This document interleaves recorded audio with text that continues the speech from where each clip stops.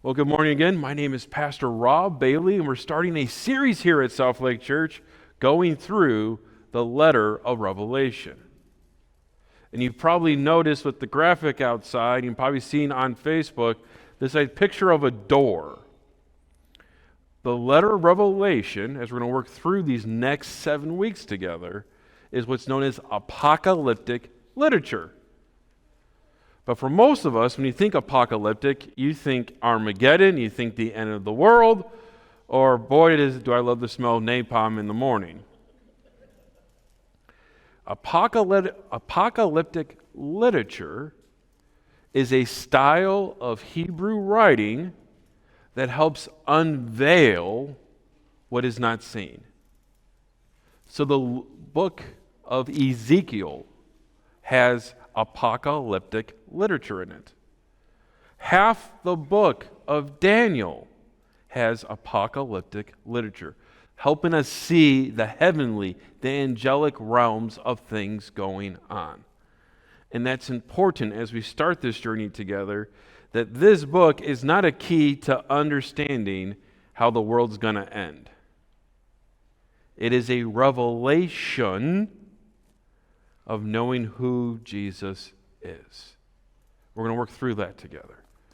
Now, as I start off, and I was preparing our message this week and getting ready for this, and I remember when I was your guys' ages, I thought Revelation was cool. Like there's this bear and an eagle, and when I was a young kid, it's like this evil Russian empire that we're allies now, but they're still bad guys because all the movies have them as bad guys. We're America, so we got the eagle. There's these beasts that come out of the earth, the water. This is cool stuff. But why? Because when I was a kid, Russia seemed to be a big bad guy.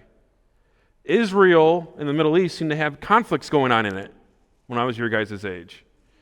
It was scary that because people thought the world was going to end.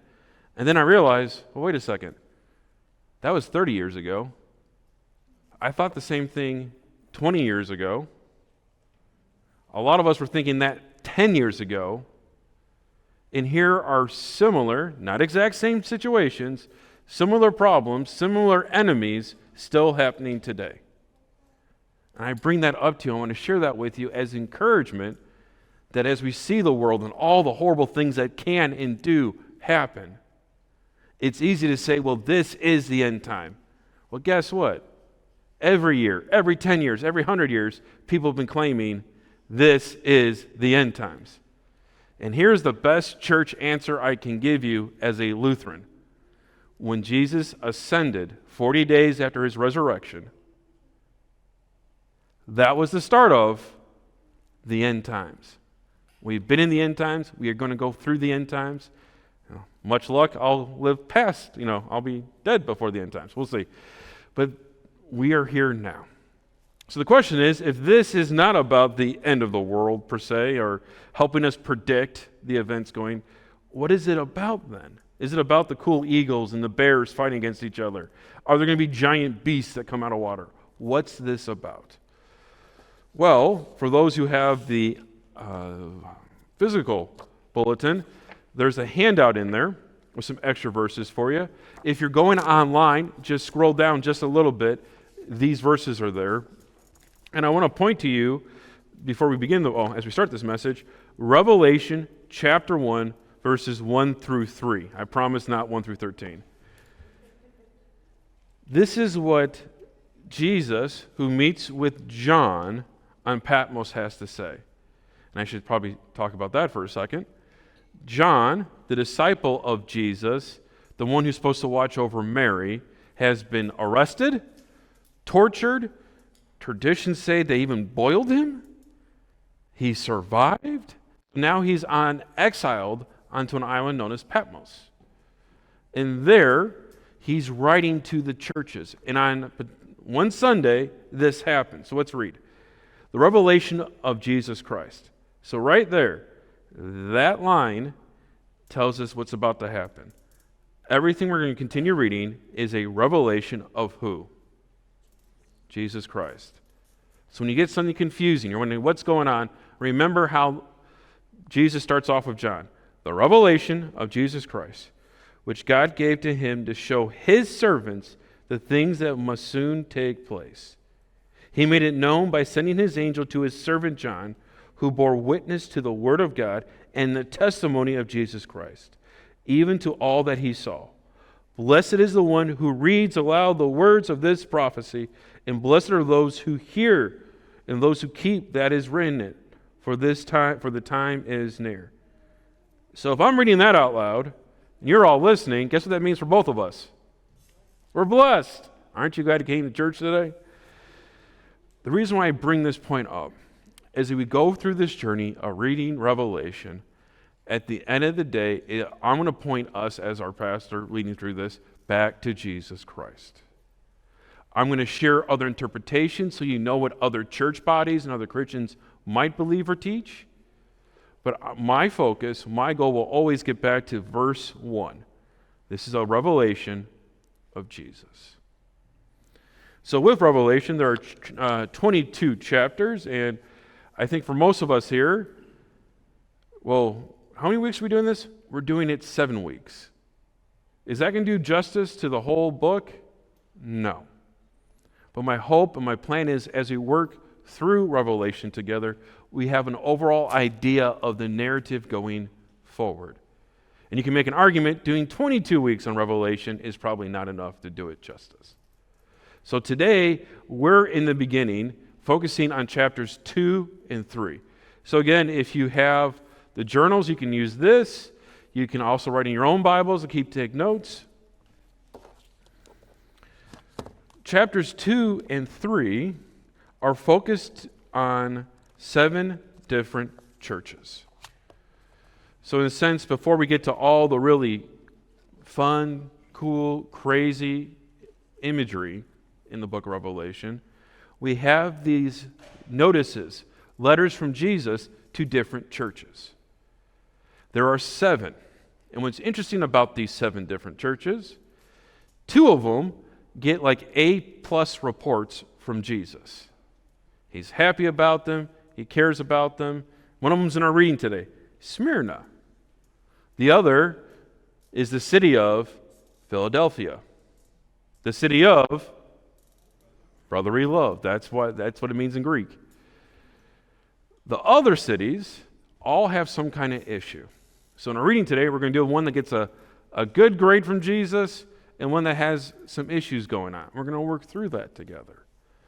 Now, there are traditions that use these 7 letters and say each letter symbolizes different times of the church age. So what they mean by that is at different sections throughout history of mankind or of the church, these churches represent. So maybe we're in one of those right now. We do not teach that. We don't believe that because this is known as dispensationalism. And that is a teaching that there's certain specific ages within the church. We can talk about that on Tuesday. I just want to bring that up, that there are some people who see it this way. For myself, these are actual places and towns.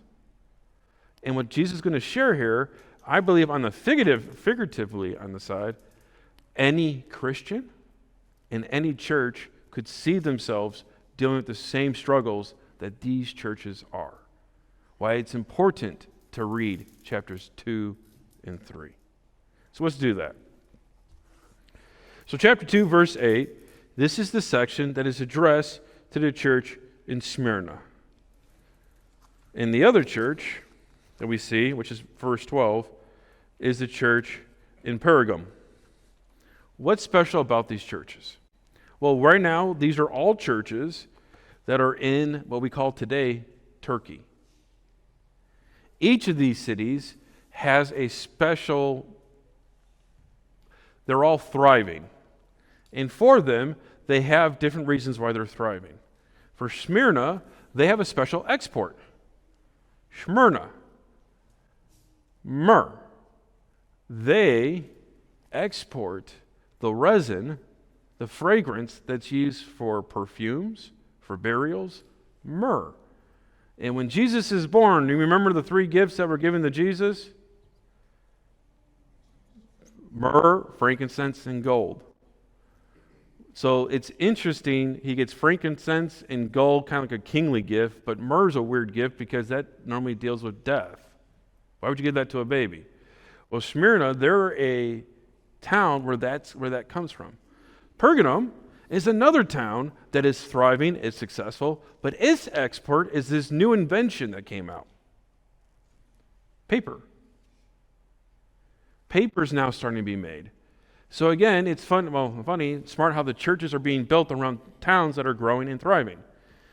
There's another problem, though, with these churches. Because they're thriving, there's different cultures there. Smyrna is where the goddess of Rome was worshipped and deified. I had to look that one up. That was interesting. In Pergamum, that's where the temple of Zeus was. So there's some big, strong Roman imperial worship going on in both these cities, and also pagan. So there's a secular thing going on here, there's a pagan thing going on here, and here's the church sharing and being with one another. Does that sound familiar? The church being in different cities, and we're pagan, imperial, and all kinds of thoughts going through? Sounds kind of familiar. So then we read what's going on with these churches.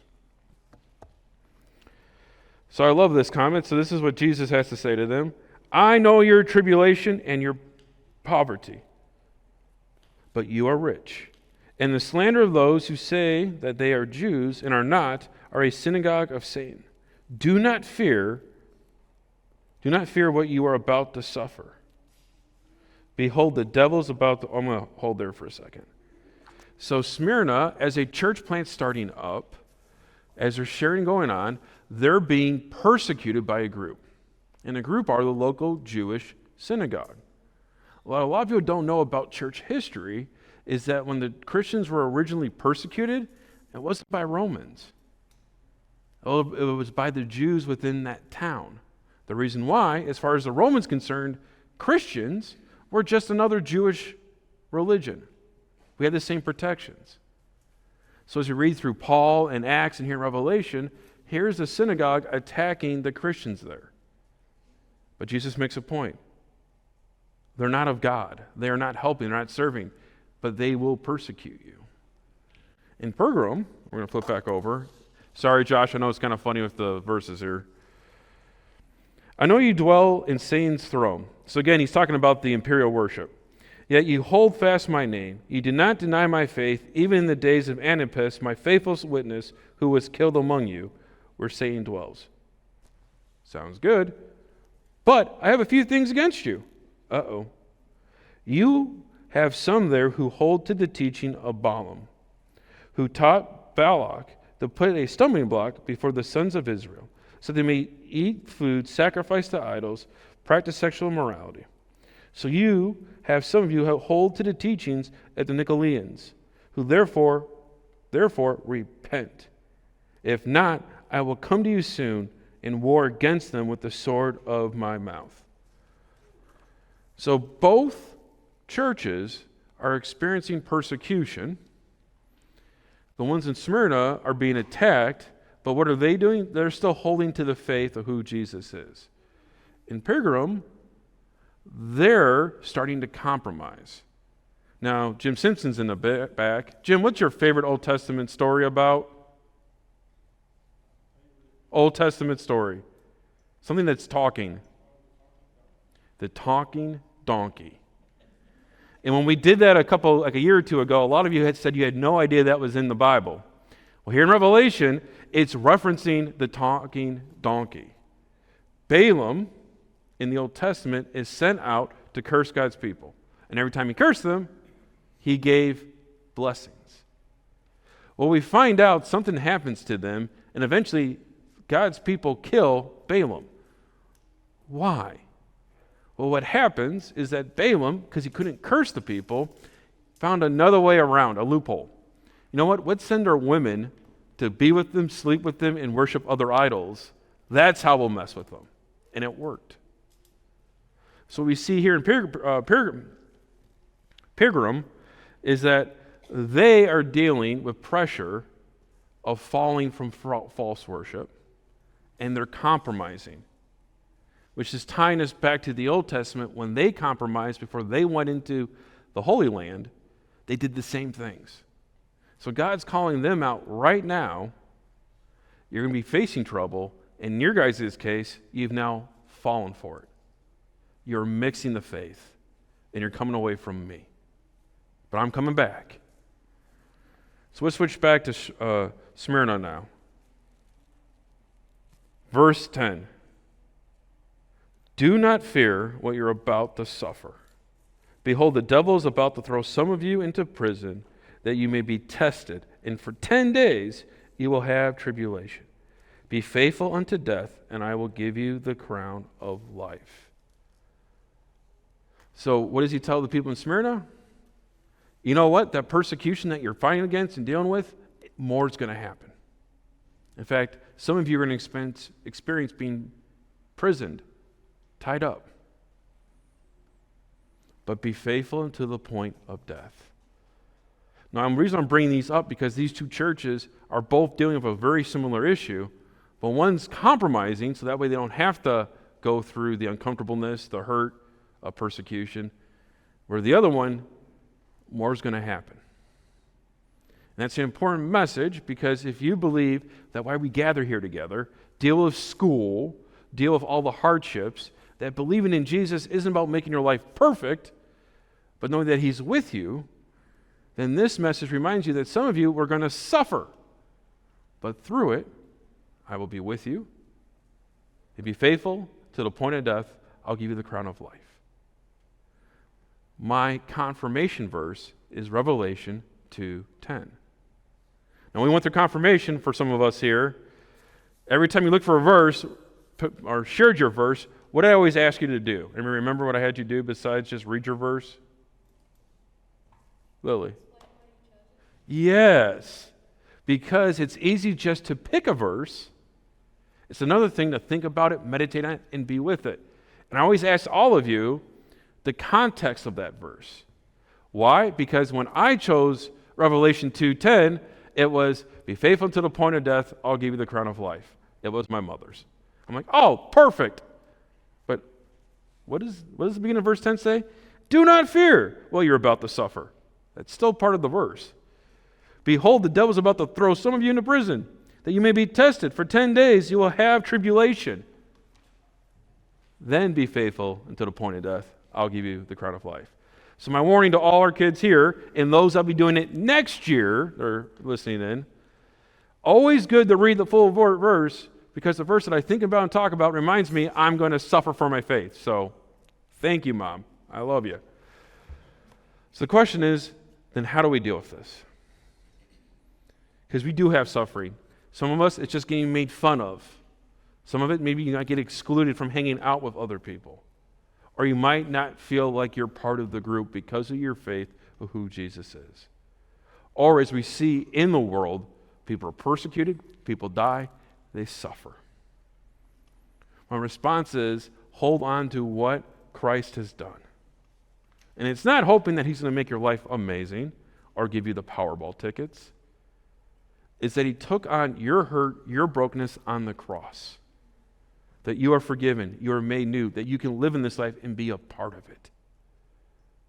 That's the hope that we hold on to now. That's the hope that hundreds of thousands of Christians right now in the Middle East, and not just Israel and the Gaza Strip, throughout it that have been suffering, being persecuted, they hold on to this hope.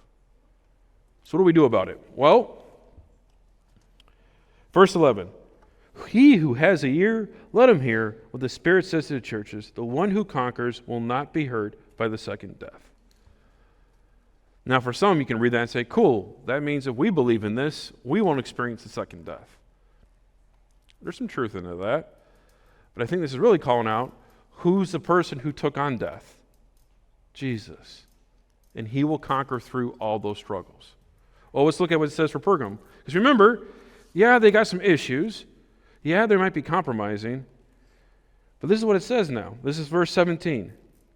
He who has an ear, let him hear what the Spirit says to the churches. To the one who conquers will give some of the give some of the hidden manna. I will give him white stone with a new name written on that stone, that no one except the one who receives it. So I would say, reading through this figuratively, that he's making a point that those who are part of that church, going through these persecutions, dealing with it, there's going to be things that help and be with you through it.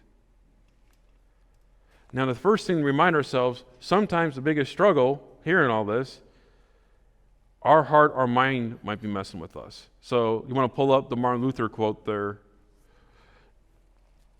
This is what Luther had to say, and we're getting close to Reformation.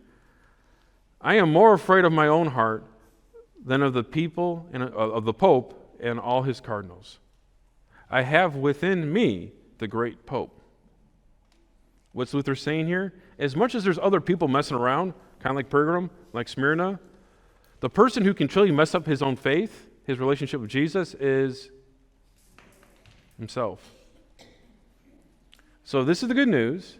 And if that's what the churches say we're supposed to do, because of what Jesus did, how can we have hope now?